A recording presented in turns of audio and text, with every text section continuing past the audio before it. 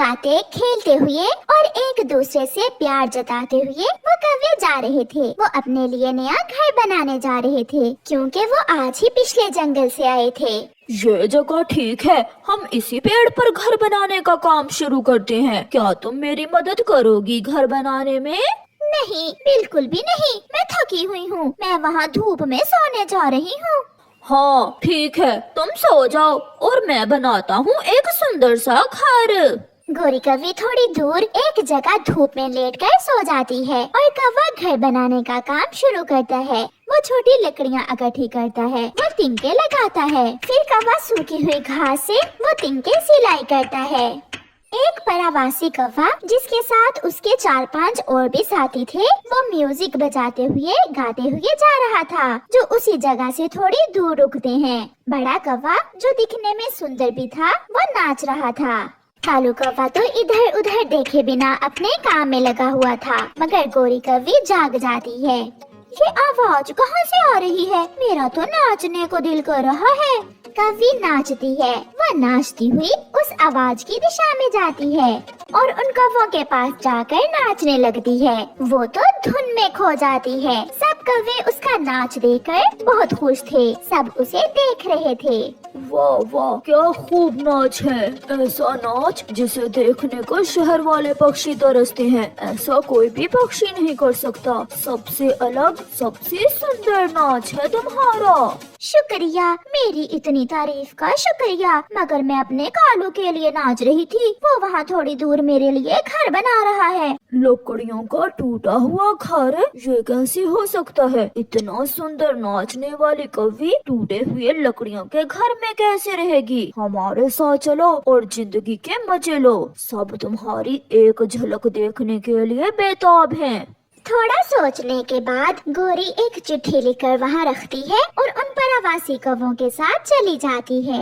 बन गया, घर बन गया। गोरी ये घर देखकर बहुत खुश होगी। कहाँ हो? आओ, यहाँ आओ। मैंने नरम नरम घास से बिस्तर भी बना लिया है, घर भी बन गया है। कहाँ हो? आ जाओ। कौवा इधर उधर देखता है, मगर उसे अपनी कव्वी कहीं भी दिखाई नहीं दे रही थी। फिर उसे थोड़ी दूर एक चिट्ठी मिलती है जो गोरी ने लिखी थी। मैं जा रही हूँ। मैं शहर वाले पक्षियों के साथ कुछ दिनों के लिए शहर की जिंदगी देखने जा रही हूँ। कौवा रो रहा था। वो चली गई, वो मुझे छोड़कर चली गई। ये घर मेरे किस काम का जिसमें तुम ही मेरे साथ ना हो? कहाँ हो? कहाँ हो तुम? कौवा ऐसे अपनी कव्वी को ढूंढता हुआ उड़ता है। वो पहाड़ों में जाता है, वो समंदर के ऊपर से गुजरता है। वो थक जाता है और फिर कौवा वीराने में जाता है और ठंडे जंगल में पहुंच जाता है। कहाँ हो तुम? कहाँ हो? मैं तुम्हें लेने आया हूँ। मेरे पास आओ, मैं यहाँ हूँ। वो ठंड से ठठर रहा था। रात थी। वो ठंडी बर्फ पर बैठा हुआ अपने पाँव ऊपर नीचे बार बार कर रहा था। मुझे जाना होगा, मुझे और आगे जाना होगा। कौवा फिर से उड़ता है। कव्वी नाच रही थी। वो एक डांस क्लब में नाच रही थी और फिर वही कौवा जो उसे लाया था उसे उठाकर बाहर फेंक देता है। खेल खत्म हुआ, अब तुम जा सकती हो। मगर कहाँ? बाहर बहुत ठंड है।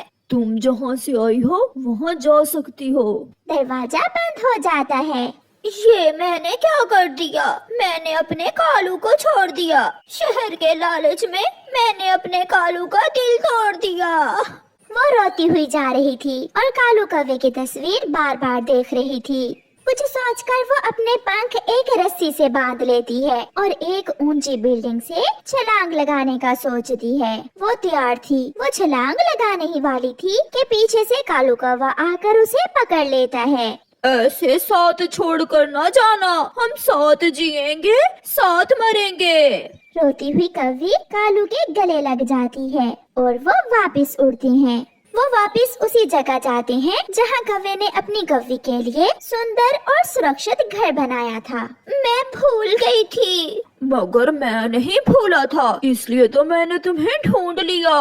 फिर वो हमेशा साथ रहने का वादा करते हैं। कुकू बेटा, उन पहाड़ों की दूसरी ओर कभी न जाना। वहाँ एक खूंखार चील रहती है। मम्मा, क्या कोई भी पक्षी उस तरफ नहीं जाता? नहीं बेटा, वहाँ जाने से सब डरते हैं। पहाड़ों के उस पार कोई भी जाने से डरता था। एक दिन कबूतर का बेटा कीकी पतंग उड़ा रहा था। थोड़ी दूर बैठा जग्गू कौवा उसे देख रहा था। ये पतंग तो मेरे पास होनी चाहिए, मैं अभी जाकर किकी की पतंग छीन लेता हूँ। जग्गू उड़ता है और जाकर कीकी की पतंग की डोर तोड़ देता है। जग्गू तुम बहुत बुरे हो, तुम बुरे हो, तुमने मेरी पतंग की डोर तोड़ दी। अब तुम्हारी पतंग मैं पकड़ लूँगा। फिर जग्गू पतंग के पीछे पीछे उड़ता है। वो बहुत तेज उड़ता है। गिरती गिरती पतंग पहाड़ों की दूसरी तरफ चली जाती है। जग्गू कौवा भी पीछे पीछे पहाड़ों की दूसरी तरफ चला जाता है। एक जगह जाकर पतंग गिरती है और जग्गू जाकर उठा लेता है। जग्गू ये नहीं जानता था कि पतंग को पकड़ने के चक्कर में वो कितने खतरनाक इलाके में आ गया था। भूखी चील जग्गू कौवे को देख लेती है। आज तो खुद चलकर भोजन मेरे पास आ गया है। आज ये कौवा भून कर खाऊंगी मैं। चील उड़ती है और बहुत आसानी से जग्गू को अपने पंजों में उठाकर ले जाती है। गौरी आंटी, आपके बेटे जग्गू ने मेरी पतंग तोड़ दी। चल भाग यहाँ से, आया बड़ा मेरे जग्गू की शिकायत लगाने वाला। आंटी, जग्गू पतंग के पीछे पीछे पहाड़ों की दूसरी तरफ चला गया है। वहाँ वो जालिम चील रहती है। क्या मेरा जग्गू वो खा जाएगी? हाय मेरे जग्गू। गौरी भागती है। वो कालू कौवे के पास जाती है। कालू, हमारा जग्गू पहाड़ों की दूसरी तरफ चला गया है। वो चील मेरे बेटे को मारकर खा जाएगी। कुछ करो कालू। उसे कई बार समझाया है कि पहाड़ों की दूसरी तरफ नहीं जाना। तुम जल्दी से जाकर चिड़िया को बुला कर लाओ और मैं मिट्ठू और कबूतर को लाता हूँ। चिड़िया बहन, मेरे जग्गू को बचा ले। वो पहाड़ों की दूसरी तरफ चला गया है। वो तो बहुत छोटा है, वो चील तो कभी भी उसे नहीं छोड़ेगी। हमें मिलकर जाना होगा, कोई अकेला उस चील का मुकाबला नहीं कर सकता। गौरी और चिड़िया दोनों उड़ती हैं। कालू कौवा भी मिट्ठू और कबूतर को लेकर आ जाता है। वो सब पहाड़ों की दूसरी तरफ जाते हैं। बचाओ, मम्मा पापा मुझे बचाओ। चुप कर जाओ, यहाँ कोई नहीं आएगा। सब डरते हैं मुझसे। छोटे कौवे, क्या तुम्हें नहीं बताया था तुम्हारे मम्मा पापा ने कि इस तरफ नहीं आना? बताया था। मैं पतंग पकड़ते पकड़ते इस दिशा में आ गया। और अब तुम मेरा भोजन बनोगे। छोटे कौवे, चलो अब जल्दी से अपनी आंखें बंद करो ताकि मैं मार कर तुम्हें खा सकूं। जग्गू बहुत डरा हुआ था। फिर चील को थोड़ी दूर बहुत से पक्षी अपनी तरफ आते हुए दिखाई देते हैं। ये सब इकट्ठे होकर मेरी तरफ आ रहे हैं, मुझे भागना होगा। चील जग्गू को उठाकर अपनी गुफा की तरफ चली जाती है। वो गुफा में जाकर छुप कर बैठ जाती है। मम्मा, मुझे बचा लो, मैं यहाँ हूँ। चुप कर जा कौवे, चुप कर जा।